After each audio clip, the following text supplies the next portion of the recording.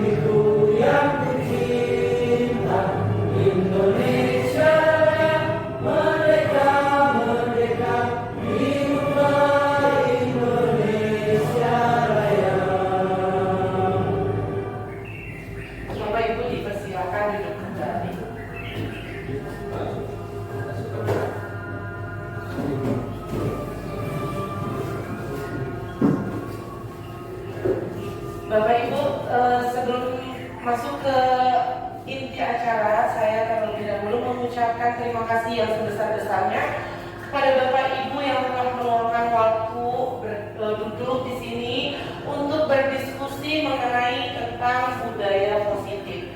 Di sini saya selaku calon guru penggerak angkatan 11 akan melakukan aksi nyata, yaitu diseminasi budaya positif yang ada di sekolah. Ya, sebelumnya saya akan mempersilahkan dulu untuk pembukaan kepada wakil kepala sekolah, kepada Ibu Aryani. Saya persilahkan.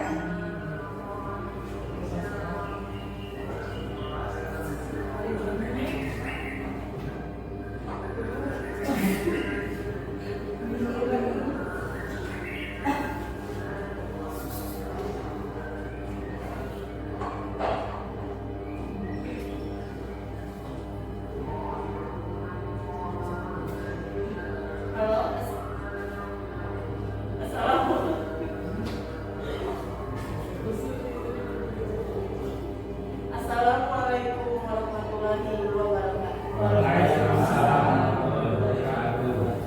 Marilah kita panjatkan puji dan syukur kehadiran Tuhan yang lebih, karena atas rahmat dan hidayah-Nya kita dapat berkumpul dalam keadaan sehat walafiat dalam acara diseminasi budaya positif di SDN Pasawahan Mangkugat. Saya yang mewakili Bapak Kepala Sekolah, Bapak Acep Supayu Hidayat, ingin menyampaikan semoga acara diseminasi ini berjalan dengan lancar sesuai dengan yang kita harapkan.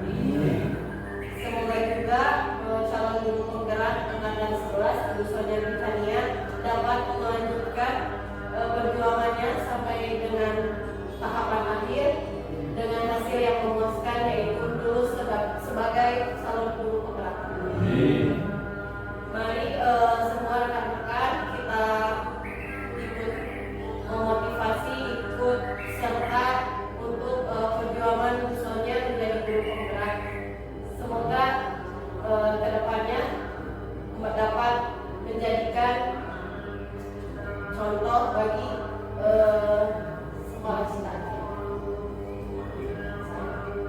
Cukup sekian yang dapat saya sampaikan. Terima kasih atas kehadirannya Ibu dan Bapak. Sekian. Wassalamualaikum warahmatullahi wabarakatuh.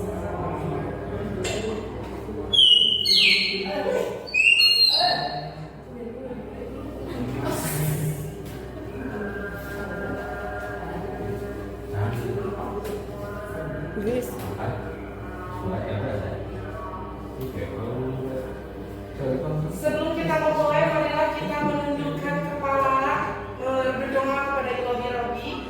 Mudah-mudahan kegiatan hari ini dapat bermanfaat dan menjadi pahala jariah untuk kita semuanya. Berdoa dimulai.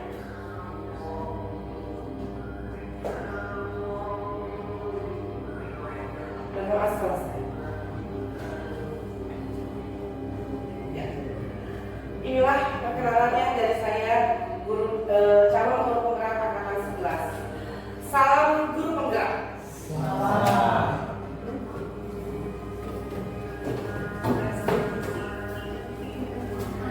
Sebelum memulai, saya akan mengadakan ice breaking dulu.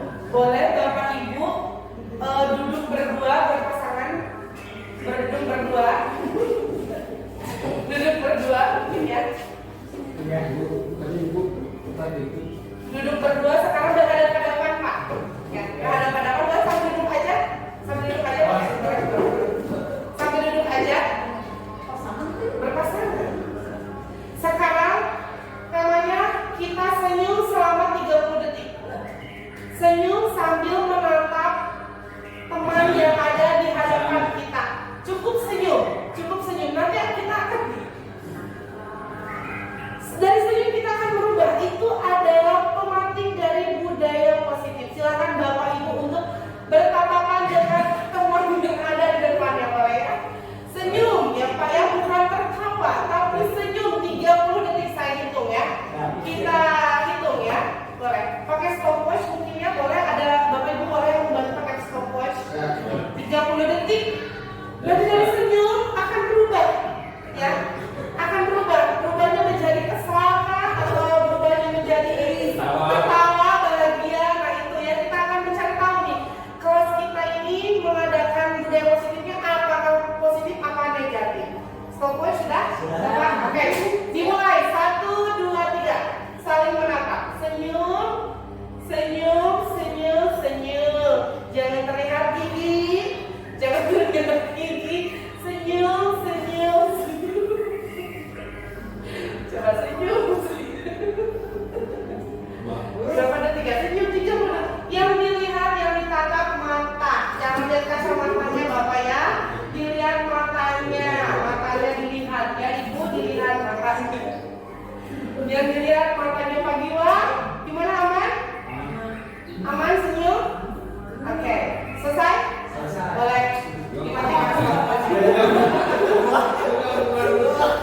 Bapak Ibu kadang-kadang kalau mau ketawa dilepaskan saja, ketawanya jangan kan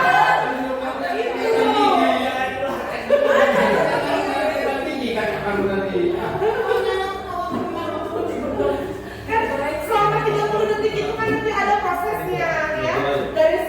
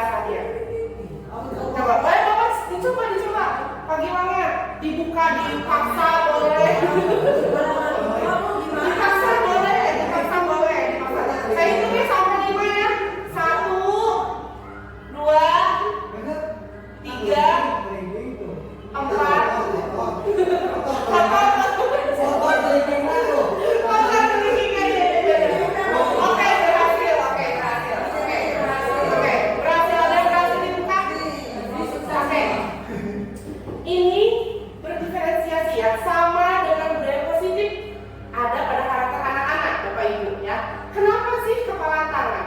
Kepalan tangan itu sama dengan karakteristik yang ada pada anak. Setiap anak berhak menentukan dirinya sendiri. Apakah dia mau menjadi seperti apa? Apakah dia terpengaruh oleh budaya luar? Nah, berarti Bapak Ibu sudah menentukan ya karakteristik diri sendiri. Apakah berarti Bapak Ibu bisa terpengaruh oleh lingkungan? Kecuali tadi mau dikencengin kayak gimana? Aku nggak mau buka. Berarti dia bisa menciptakan, mempertahankan dirinya sendiri. Tuh ya. Oke.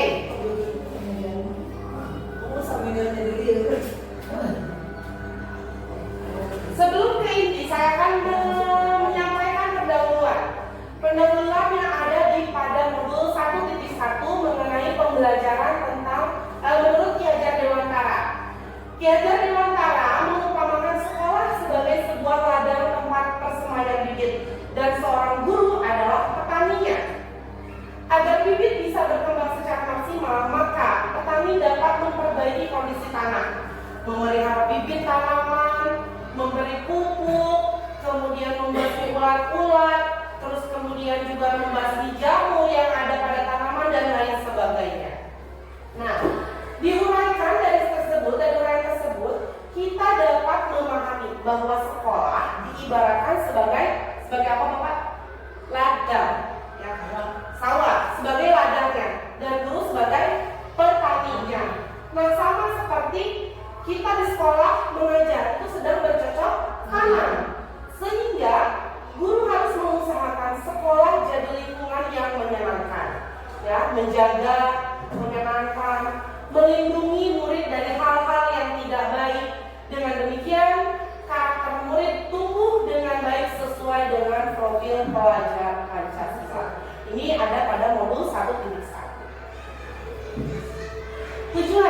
Tujuan pada aksi nyata yaitu diseminasi, ya, yang akan saya paparkan nanti, yaitu aksi nyata budaya positif ini bertujuan untuk menumbuhkan budaya positif di sekolah dengan meyakini nilai-nilai kebajikan universal serta menciptakan murid yang merdeka dan mempunyai disiplin kuat sesuai profil pelajar Pancasila. Kalau yang seperti biasanya kan kita dengar tuh hanya kata-kata disiplin ya Bapak Ibu ya. Namun kenapa harus ada disiplin positif? Ada yang tahu nggak Bapak Ibu kira-kira? Kenapa harus ada kata-kata positif padahal di sekolah kita hanya ada disiplinnya saja? Kenapa ya? Bagi waktu. Biasa kalau olahraga kan, ayo baris, gitu kan? Anak-anak langsung nurut gitu ya, baris dari depan ke belakang. Tuh. Pertama tangannya udah tahu ya, anak-anak udah tahu. Oh disiplin, datang ke papa tuh tahu gitu ya. Tapi kenapa harus ada kata positif? Oke, pada aksi nyata ini, kenapa harus ada disiplin? Kenapa harus ada positif? Karena identik disiplin itu menekan, betul nggak bapak-bapak? Bapak ibu diharuskan menekan tanpa kita memperhatikan kebutuhan dasar pada karakteristik anak tersebut. Misalnya, sekarang kalau dulu kan kurikulumnya bukan kurikulum merdeka ya, anak dituntut harus bisa matematika tentang aljabar misalnya, tentang KPK, anak-anak harus ikut semuanya. Padahal kebutuhan dasar mereka bukan hanya itu saja, misalnya ada yang senang bola, misalnya ada yang senang voli, misalnya ada yang senang juga dia tari gitu kan. Nah, makanya di dalam budaya positif ini ada nilai-nilai kebajikan supaya terbentuknya anak dengan profil pelajar Pancasila. Ini yang saya buat adalah konsep inti budaya positifnya ya. Ada disiplin positif, dari disiplin positif kemudian menjadi motivasi perilaku manusia, lalu ada keyakinan sekolah atau keyakinan kelas. Biasanya kalau di sekolah ini ya udah tertera di sini tata tertib siswa, berarti kan peraturan, ya kan? Nah, kalau di kurikulum Merdeka Belajar itu bukan peraturan, perbedaan peraturan dengan keyakinan atau kesepakatan. Nanti akan kita bahas satu-satu, ya. Yang keempat adalah kebutuhan dasar manusia. Yang kelima adalah positif kontrol restitusi.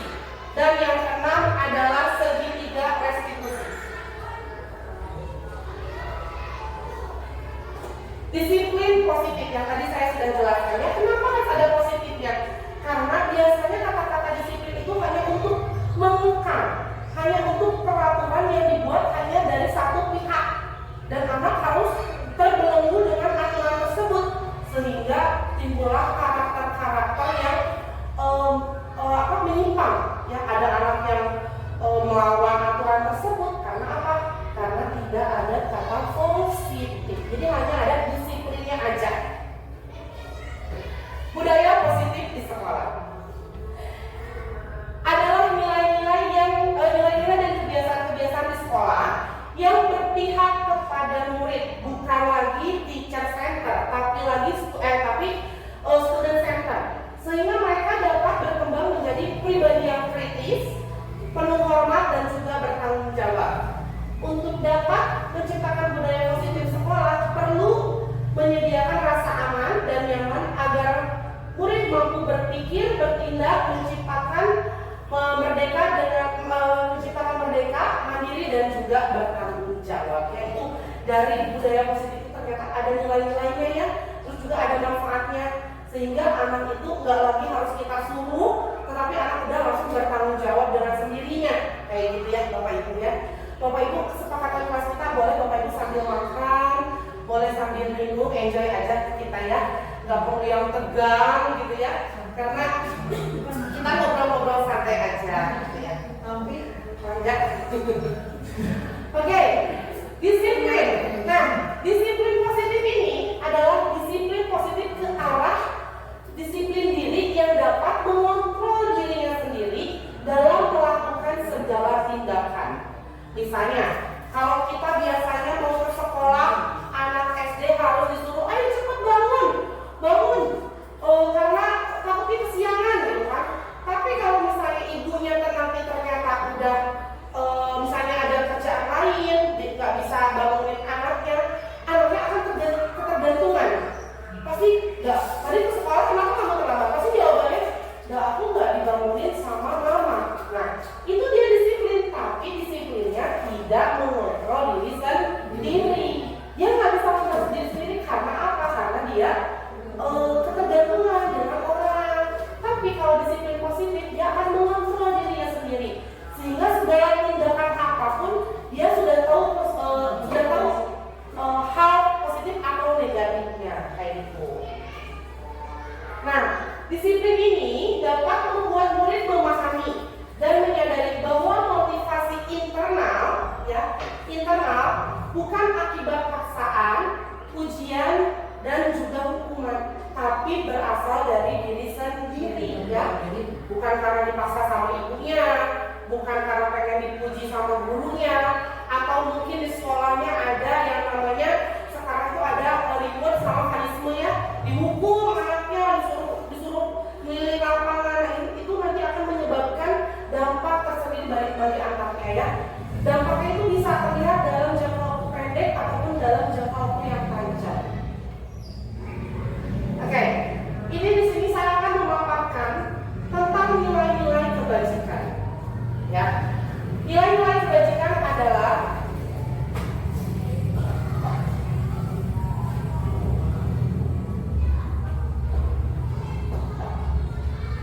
nilai-nilai kebajikan.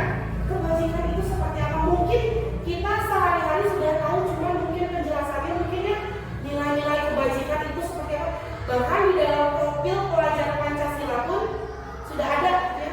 Mungkin Bapak Ibu ada yang tahu nilai-nilai kebajikan. Contohnya misalnya nilai-nilai kebajikan, contohnya misalnya di dalam elemen profil pelajaran Pancasila itu ada beriman, boleh. Mandiri termasuk itu nilai-nilai kebajikan yang gotong royong termasuk itu, betul. Tanggung jawab, kebenaran tunggal ika, itu termasuk nilai-nilai kebajikan ya.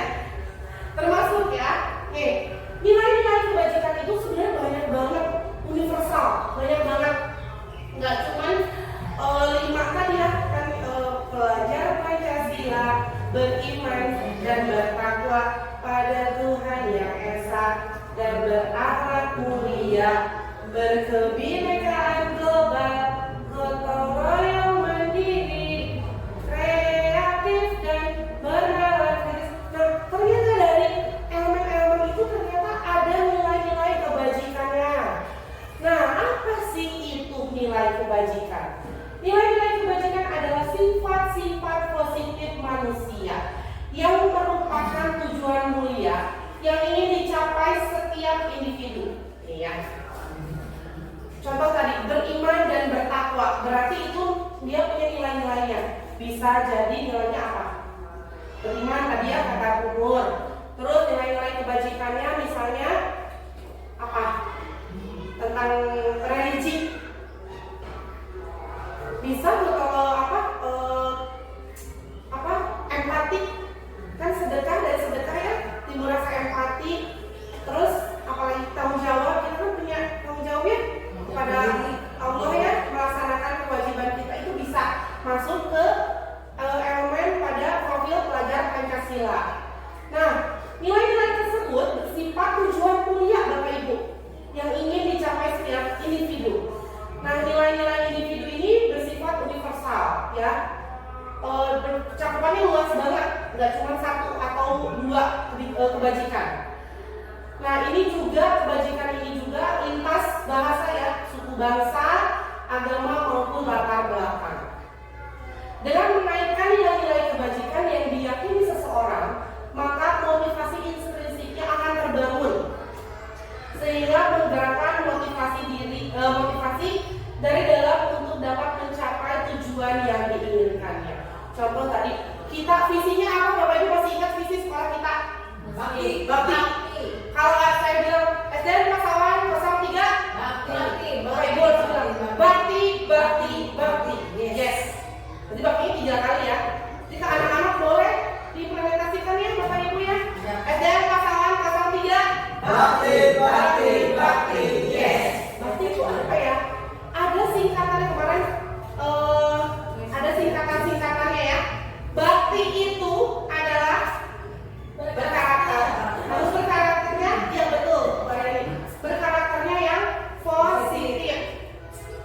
B-nya berkarakter positif, A-nya itu agamis, K-nya kolaboratif, T-nya terampil, I-nya inspiratif. Nah, dari ketiga visi sekolah kita berarti harus ada capaiannya ya Bapak Ibu ya. Harus ada capaiannya. Misalnya kita mau mencapai tentang kolaboratif, anak bisa bekerja sama. Bukan kadang-kadang lagi ya, sekarang sering kita lihat mungkin peserta didik Bapak Ibu terlihat lebih individualis. Karena apa sih? Karena gadget. Di rumah kita sibuk main gadget ya. Mamanya main HP, bapaknya main HP, anaknya dikasih HP masing-masing. Otomatis kan asik dengan dunianya sendiri. Itu akan timbul di sekolah. Di sekolah dia akan lebih berpengaruh sekali pada di sikap sosialisasi di sekolah.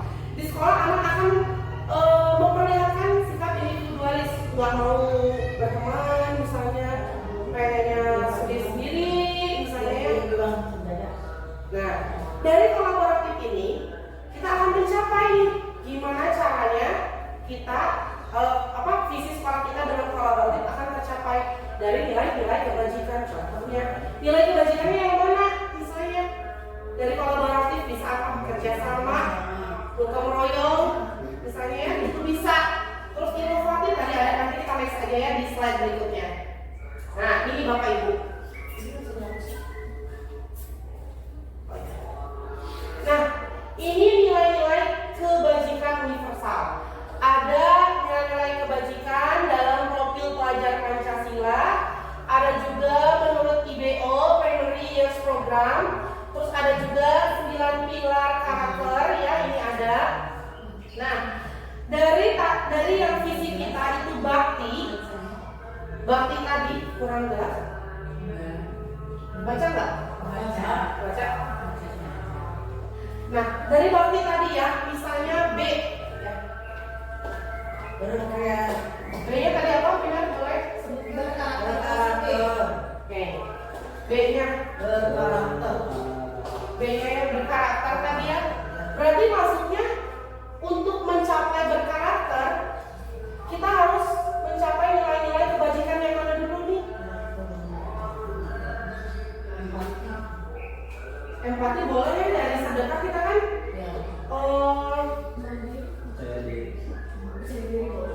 Percaya diri juga boleh. Toleransi toleransi mungkin ya? Ya, toleransi.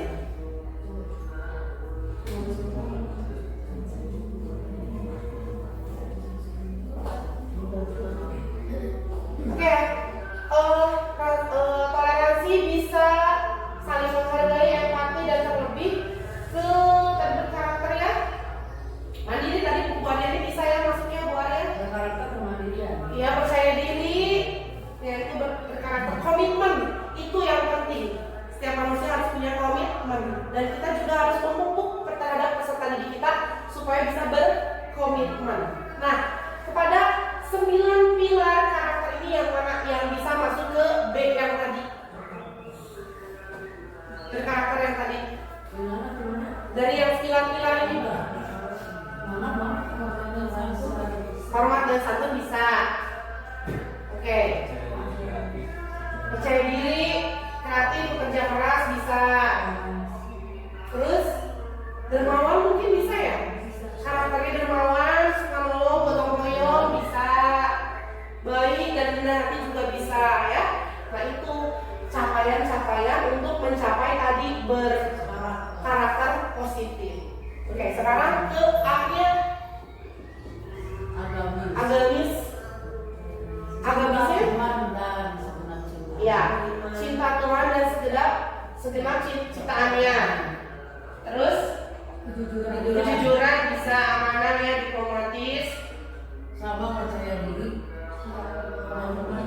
Kalau percaya diri karakter ya. Baik rendah hati bisa. Dermawan ya boleh bisa.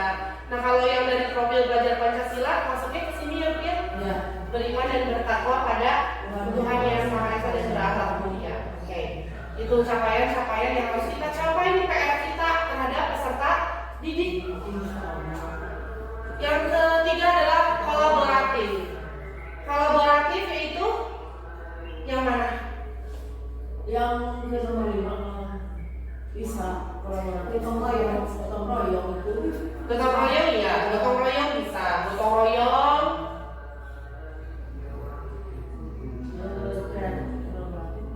Kerjasama mungkin bisa ya, kerjasama bisa. Kemandirian, tanggung jawab. Bisa tanggung jawab. Bisa.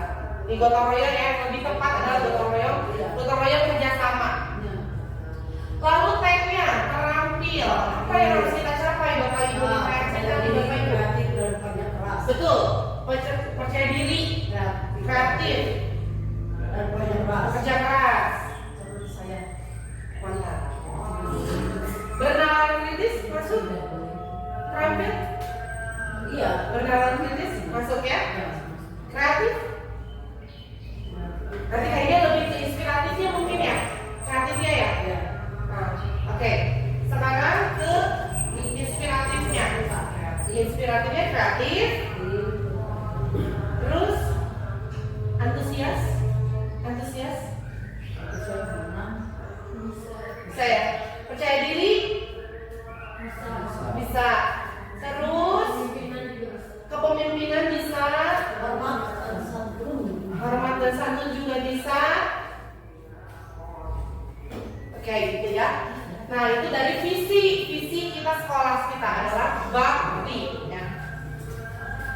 Nah, dari tadi, dari yang dari nilai-nilai kebajikan universal ini tumbuhlah 6 karakter yang ada pada profil pelajar Pancasila. Visi kita pun sama tadi ya, termasuk ya ini berkarakter bisa masuk ya. Terus agamisnya ada karakter profil pelajar kolaboratifnya ada, terampilnya ada, inspiratifnya ada. Berarti visi kita sudah lengkap, tinggal kita menjalankannya, mengimplementasikannya, melaksanakannya dengan baik.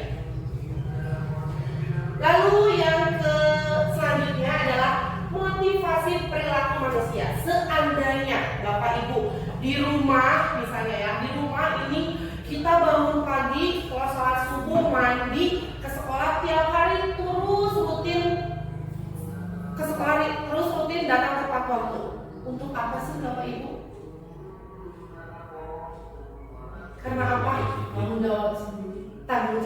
sendiri. Terus Terpanggil sudah. dari hati berarti ya, oke. Dari hati ya, berarti itu bukan karena ingin nggak enak misalnya, aduh nggak enak sama orang tua murid misalnya, nggak enak sama orang tua murid dilihatnya gitu ya, ya, atau misalnya kayak dipuji gitu, bukan berarti ya Bapak Ibu, ini dari hati cuma panggilan alam, Sedang merangkul. panggilan jiwa. Sedang merangkul. Ini mah kayak sarmu. Panggilan jiwa berarti ya, udah terketuk hatinya ya. Isi dibayar. Ya, oke benar. Panggilan Tuhan. Manusia. Nah, motivasi ini adalah seperti apa sih? Motivasi ini merupakan dorongan yang dimiliki setiap individu, setiap orang untuk dapat merangsang atau untuk dapat melakukan tindakan-tindakan untuk atau sesuatu yang mendasar, ya, atau alasan seseorang untuk berperilaku mencapai tujuan tertentu. Itu motivasi. Nah, yang tadi Bapak Ibu alasannya tadi Bu Ina kan datang tepat waktu ke sekolah karena panggilan hati, panggilan Itu tidak nyaman sama sekolah itu.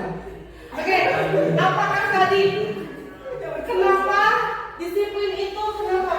Ya, apakah menghindari ketidaknyamanan hukuman? Berarti bukan ya, karena kita nggak ada hukum dong, ada ya.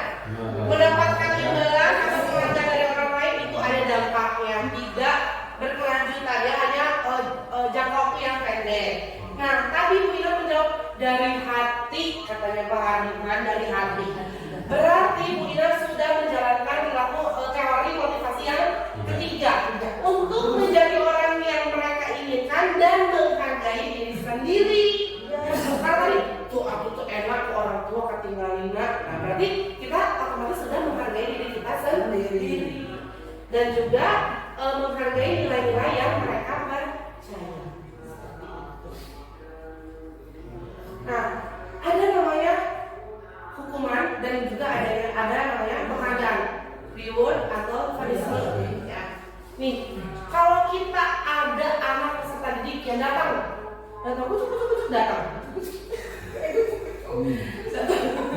datang, misalnya ya, dia datang nih, buka pintu kan supaya buka pintu untuk mencapai assalamualaikum, kenalan boy, udah telat dia, selonong boy, kita dongkol, wajar ya, itu manusiawi, gitu kan.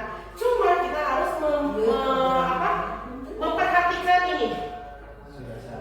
Kadang-kadang kita sok ayat ininya, sok lupa di lapang, bikin ya, sama-sama suling, 10 keliling, telat, ya.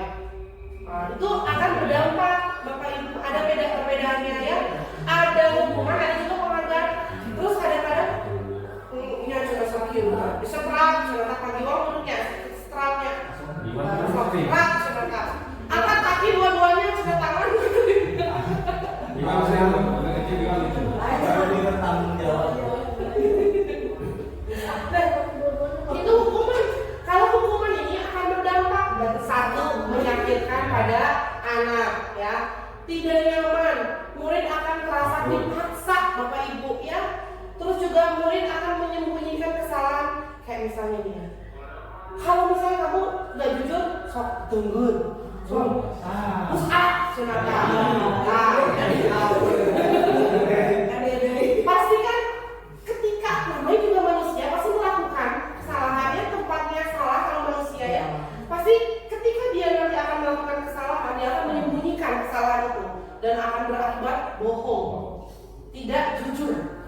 Tapi kalau kita pakai cara penghargaan, misalnya yang datang kali pertama dapat permen, bukan reward, ya kan? Yang misalnya terlambat atau bungkusnya. atau enggak, kalau dulu kan kurikulumnya kurikulum kelas kan ranking 1 misalnya ya, ranking 1 didapat buku itu penghargaan, tapi tidak efektif Bapak Ibu, bisa bersifat iri ya. Ada sampai ada yang rendah diri di ranking 7 sampai ke 70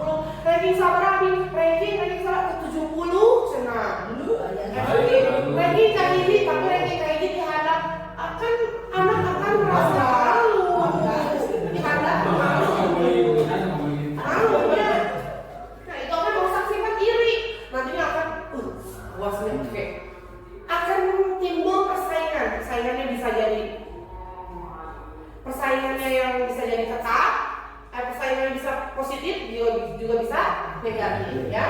Terus mematikan rasa kreativitas, menghukum dengan sistem ranking, dan juga merampas hak menghargai dirinya sendiri. Tapi kalau kita pakai konsep disiplin dengan identitas sukses, pakai ada dua cara Bapak Ibu. Ada konsekuensi, ada juga restitusi. Nah, kalau konsekuensi, kalau misalnya ini, kalau konsekuensi, kamu datang ke sekolah, tapi kan kamu tahu konsekuensinya. Ada balik lagi ke peraturan yang dibuat dari sekolah. Tapi kalau restitusi itu dia akan lebih ke keyakinan yang dibuat oleh sekolah. Kalau konsep disiplin identitas dengan sukses ya akan kita sukses dengan cara konsekuensi, penguatannya pendek Bapak Ibu ya. Jangkanya jangan pendek, terus perlu dimonitoring, dipantau anak-anaknya supaya tetap ya komitmen dengan peraturan yang ada gitu ya. Terus juga stimulus respon, murid menghormati peraturan yang tadi, terus juga murid akan kehilangan waktu untuk merenungi kesalahan. Tapi kalau dengan restitusi dengan cara keyakinan kelas atau keyakinan sekolah, murid akan bertanggung jawab atas perilakunya. Karena kalau peraturan itu dibuat atas satu sekolah yang mengadakan, bukan atas kehendak diri sendiri. Tapi kalau keyakinan itu dibuat oleh kesepakatan bersama Bapak Ibu ya. Jadi kalau misalnya dia buat keyakinan terus dia melanggar, berarti dia harus bertanggung jawab atas perilakunya. Terus dengan restitusi ini, murid akan fokus mencari permasalahannya sendiri.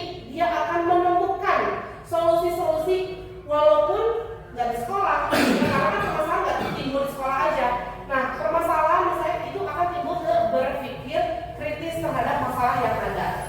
Lalu murid juga akan menghormati dirinya dan juga orang lain. Nah, ini nanti ada teori kontrol, dirinya akan memegang kontrol. Lalu murid juga akan bersemangat memperbaiki dirinya. Nah ini, nah ini ada perbedaannya Bapak Ibu ya. Perbedaannya antara hukuman, konsekuensi sama restitusi. Contoh, kalau hukuman guru nyuruh murid salah, guru nyuruh keliling lapangan, ya lari 10 kali atau 2 kali ke underwear-nya, hukum, dihukum sekelilingnya underwear, hukum gitu ya. Nah, kalau konsekuensinya balik lagi ke peraturan. Misalnya murid mengerjakan PR, kan ada peraturan di sini harus ada mengerjakan PR misalnya ya. Nah, ada konsekuensinya mengerjakan pada saat jam istirahat. Kadang-kadang tanpa saya sadari pun saya telah melaksanakan yang ini Bapak Ibu, konsekuensi, bukan restitusi. Saya sering banget ya anak yang nggak ngerjain PR, sok ngerjain PR di luar, ya kan?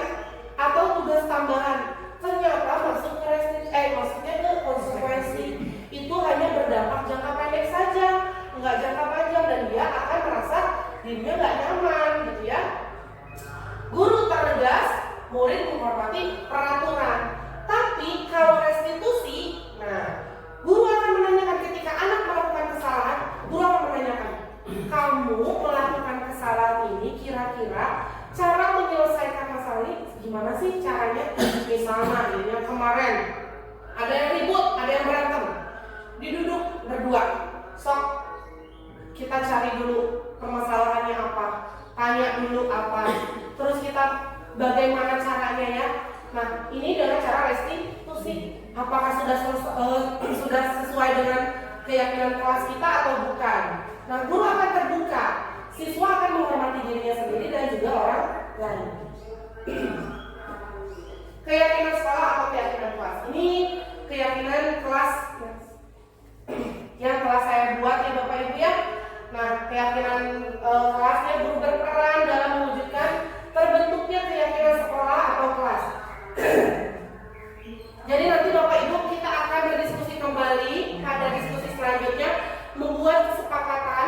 Mungkin Bapak Ibu telah membuat kesepakatan kelas. Nah dari kesepakatan kelas kita itu akan kita diskusikan terbentuk menjadi kesepakatan sekolah atau keyakinan sekolah.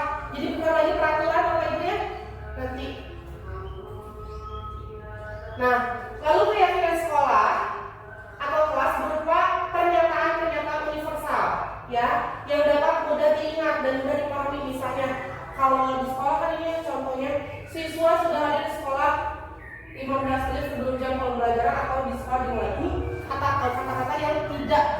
diingat oleh anak.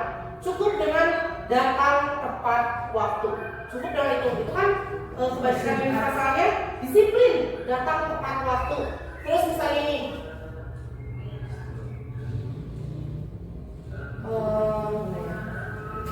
nih, jika guru berhalangan hadir, siswa tetap berada di ruangan dengan tenang. Berarti kan keyakinan kelasnya diganti lagi. Diganti lagi dengan tidak gaduh ketika belajar. Ada guru ataupun tidak ada guru gitu. Jadi diganti dengan tadi kebajikan universal. Kalimat yang simpel. Iya. Nah, contoh ini Ibu Bapak ya. Kalau di tata tertib itu kan panjang sekali. Nah, kalau di keyakinan kita buat senyaman mungkin, sebisa mungkin murid paham ya. Kebersihan, ini kan nilai kebajikannya kebersihan. Berarti keyakinan kelasnya menjaga ruangan kelas.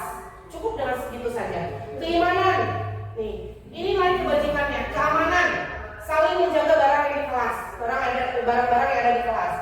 Kekeluargaan, misalnya, saling berinteraksi dengan teman, itu keyakinan kelasnya. Ini contoh yang saya buat, mungkin nanti juga Bapak Ibu lebih bagus lagi daripada saya mungkin ya. Boleh nanti kita akan saling bertukar pikiran ya.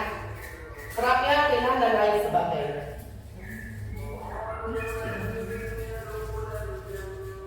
Yang kelima adalah kebutuhan dasar manusia. Kebutuhan dasar manusia itu adalah ketika seorang melakukan suatu perbuatan atau bertentangan dengan nilai-nilai kebajikan atau melanggar, sebenarnya dikarenakan mereka gagal memenuhi kebutuhan dasar mereka. Ada 5 kebutuhan dasar mereka, nih Bapak Ibu. Yang pertama, kebutuhan dasar peserta didik atau manusia itu ada bertahan hidup. Makanya mereka suka berantem. Ya kan Bapak Ibu mungkin seringnya di kelasnya suka berantem. Sebetulnya mereka itu bukan nakal, tapi mereka memenuhi kebutuhan dasar manusia. Yang pertama yaitu bertahan hidup. Dia akan mempertahankan keyakinannya ya Bapak Ibu ya. Terus juga ada mungkin Bapak Ibu yang bermasalah dengan anaknya cari perhatian, nggak ngerjain PR, terus berbohong. Mungkin karena di rumahnya tidak terpenuhi kebutuhan dasar kasih sayang dan rasa diterimanya. Lalu ada juga penguasaan, kebebasan dan juga kesenangan. Contoh ini saya akan contoh studi kasus ya tentang kebutuhan dasar manusia. Ibu Zulaika, guru wali kelas 5, sedang bingung menghadapi ulah salah satu murid di kelasnya yaitu Tommy. Beberapa anak telah mengeluhkan Tommy seringkali meminta bekal makan siang mereka dengan cara paksa nih.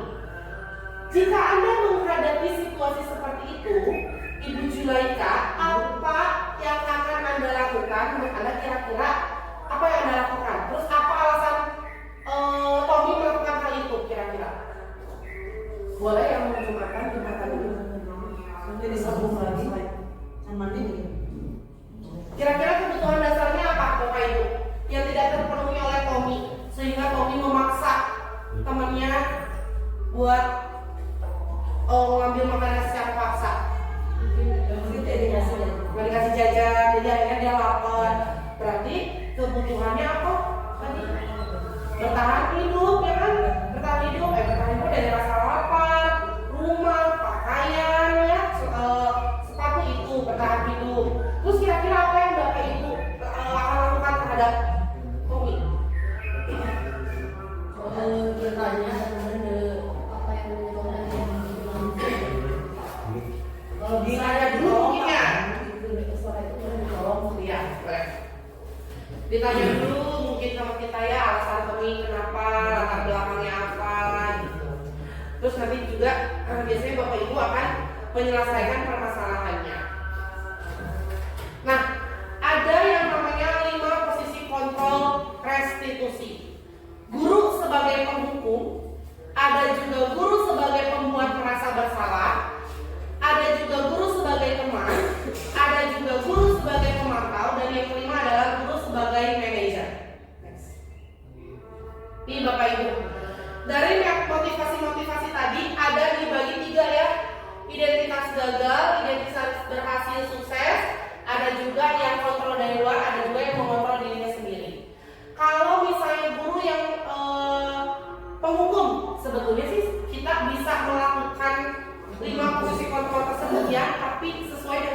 solusinya. Kalau memang perlu dihukum ya perlu gitu ya. Tapi ya itu, guru harus menghindari cara menghardik, menunjuk-nunjuk anak, terus juga menyakiti, menyindir-nyindir atau julid gitu ya, perlu dihindari. Karena apa? Contoh nih ya, tadi ya, contoh menghardik. Kalau kamu nggak melakukan, awas ya nanti dihukum, atau awas ya kamu ya besok nggak dicukur besok apa gitu ya, dihukum gitu ya. Misalnya, hasilnya apa? Hasilnya anak akan memberontak, ya, menyalahkan orang lain dan akhirnya berbohong. Nah, kaitan dengan dunia luar atau di masyarakatnya, murid mengatakan guru di dunia berkualitas, ya. Murid akan berkata nanti di luar, biarin aja, nanti juga si ibu marah-marah lagi, atau biarin aja, nanti juga si ibu marahnya cuma sebentar, nanti juga udah gak akan marah lagi, gitu ya. Nah, dampaknya murid akan melakukan kesalahan lagi. Tapi kalau misalnya pembuat rasa bersalah, itu kita akan berceramah. Kamu kok gak kasihan sih sama ibu udah capek-capek loh bikin ini kok. Nih contohnya, saya pun melakukan pembuat rasa bersalah ya di sini. Contohnya kan biasa udah kita buat.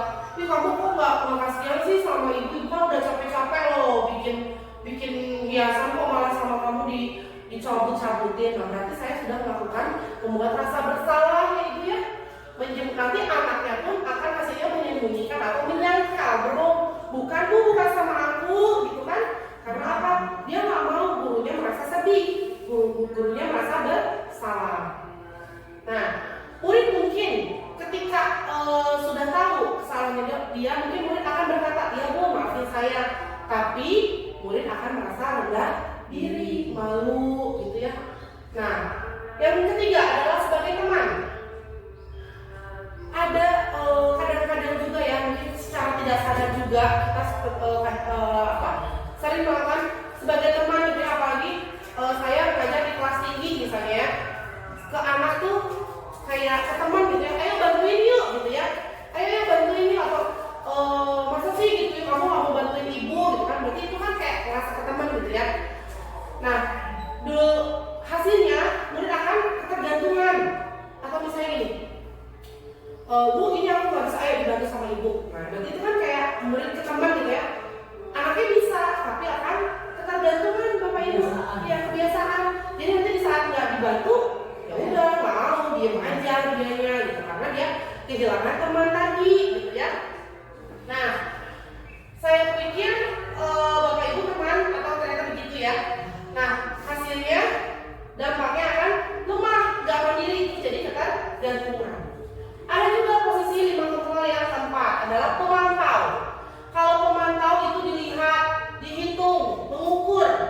Kamu ngelakuin kesalahan apa peraturannya, apa konsekuensinya, itu ada di pemantau. Menyesuaikan diri bila diawasi. Kalau ada guru di kelas diam, tapi kalau nggak ada guru gandeng. Nah itu berarti guru sebagai pemantau. Murid mengetahui guru peraturan dan hukuman yang di dunia berkualitas. Misalnya berapa halaman yang harus tulis. Hasilnya, dampaknya adalah menitik beratkan pada sanksi atau hadiah untuk dirinya sendiri. Punishment dan reward yang tadi. Tapi kalau kita ke manajer, ya, sebagai guru, sebagai posisi kontrol sebagai manajer, guru akan mengajukan pertanyaan. Apa kamu yakin kamu telah melanggar keyakinan kelas kita misalnya? Terus kamu bisa nggak kira-kira memperbaiki masalah ini?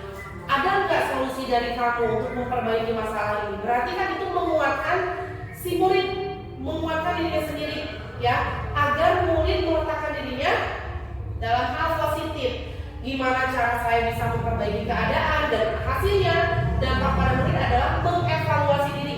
Bagaimana cara memperbaiki diri.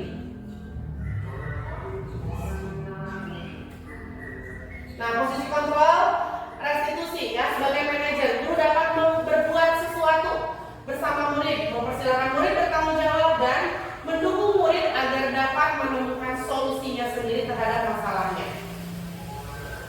Lalu selain itu, posisi kontrol restitusi sebagai manajer yaitu mengacu pada restitusi yang dapat menjadikan murid sebagai manajer bagi dirinya sehingga dapat tercipta identitas positif pada diri murid. Yang terakhir adalah segitiga restitusi.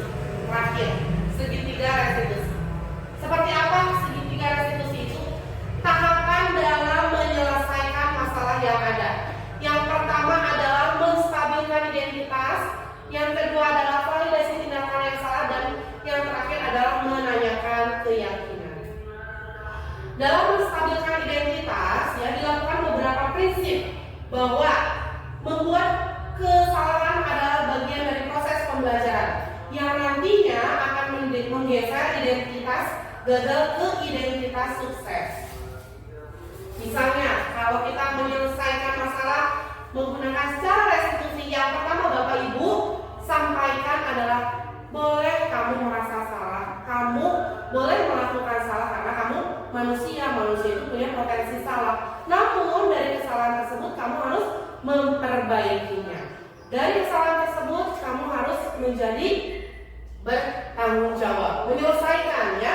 Manusia yang sempurna pasti bisa menyelesaikan permasalahan ya. Terus tidak menyalahkan diri sendiri. Itu menstabilkan identitas. Yang kedua adalah validasi tindakan salah. Validasi tindakan salah dilakukan berdasarkan prinsip bahwa setiap perilaku berupaya memenuhi suatu kebutuhan tertentu, sehingga guru atau orang tua akan bergeser pada pemikiran stimulus respon menjadi proaktif, serta akan lebih menggali dan mengakui kebutuhan murid atau anak. Nah, kalau validasi tindakan yang salah, Bapak Ibu bisa nanya ya ke anak. Di saat anak udah melakukan kesalahan, ditanya nih, kenapa kamu? Terus nggak apa-apa, jujur aja, karena memang manusia ya bisa melakukan kesalahan, kapanpun bisa melakukan kesalahan. Yang penting tidak berdampak yang lebih jauh, misalnya ya, nggak mukul, misalnya, terus tidak berkata kasar. Dari identitas itu bisa Bapak Ibu memunculkan validasi tindakan yang salah. Misalnya menanyakan dulu, kira-kira kalau kamu melanggar itu hal apa yang akan berdampak buat kamu? Terus hal keyakinan apa yang telah kamu langgar? Atau misalnya keyakinan kelas itu ada misalnya disiplin. Tanya sama murid, disiplin itu penting nggak sih buat diri kita sendiri? Pasti kan anak-anak jawab, oh iya disiplin kan pentingnya, menghargai waktu. Selain menghargai waktu, menghargai diri kita sendiri juga ya. Nah, dari validasi tindakan yang salah akan maju ke keyakinan, menanyakan keyakinan.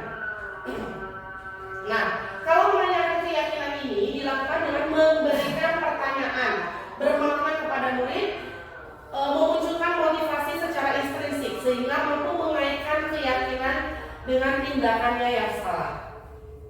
Contoh dari keyakinan, menanyakan keyakinan, nilai-nilai apa yang sudah disepakati dari keyakinan kelas kita. Terus misalnya kamu mau nggak memperbaiki permasalahannya, misalnya ya. Terus ditanya juga nih, kamu kira-kira solusi kamu apa? Itu nanti ada di menanyakan keyakinan, sehingga terbentuk anak itu bisa menjadi perilaku yang bertanggung jawab terhadap permasalahan yang ada. Nah, itu Bapak Ibu dan saya ya, pesan disiplin positif ini, yaitu seorang guru yang baik harus memiliki kemampuan dalam mewujudkan budaya positif di sekolah. Budaya positif tersebut dapat dijalankan dengan konsep-konsep yang tadi. Yang pertama disiplin positif, perilaku, motivasi perilaku manusia, keyakinan sekolah atau kelas, kebutuhan dasar manusia, posisi kontrol, restitusi, dan juga segitiga restitusi. Bapak Ibu mungkin ada yang mau ditanyakan? Nah, saya bertanya, Silakan Ibu Alia. bagaimana menumbuhkan motivasi atau perilaku positif pada peserta didik? Oke, pertanyaan yang bagus, yang bagaimana cara menumbuhkan motivasi atau perilaku positif pada murid. Bapak Ibu mungkin saya memberikan kesempatan mau menjawab. Gimana sih caranya selama ini kita menumbuhkan motivasi, menumbuhkan pembiasaan positif dengan cara apa? Sekolah telah melaksanakan pembiasaannya Bapak Ibu ya, pembiasaan tadi sholat duha, terus pembiasaan literasi, pembiasaan piket di sekolah, itu kan memunculkan ya Bapak Ibu, memunculkan sifat-sifat kebajikan universal yang tadi, terus juga menguatkan dan juga memotivasi anak supaya berperilaku positif.